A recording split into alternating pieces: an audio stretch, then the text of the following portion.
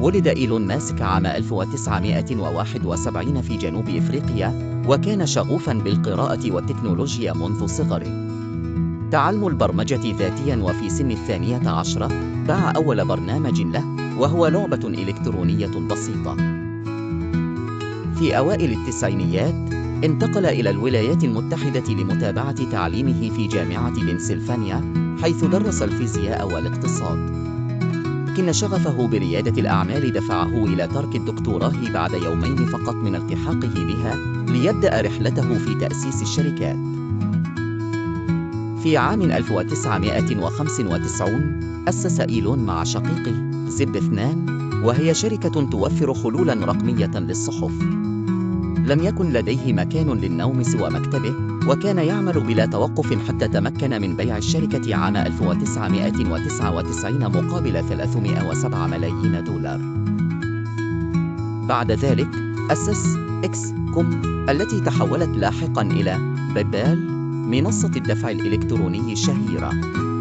في عام 2002 استحوذت eBay على بيبال مقابل 1.5 مليار دولار، مما جعل ماسك مليونيراً، لكنه لم يكن يسعى وراء المال فقط، بل كان لديه أحلام أكبر بكثير.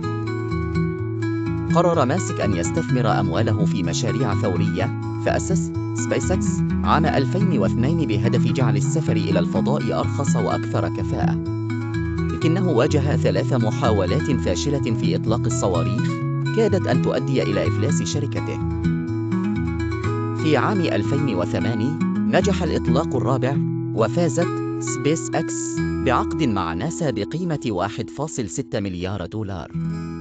في الوقت نفسه استثمر في تسلا، التي كانت شركة ناشئة في مجال السيارات الكهربائية.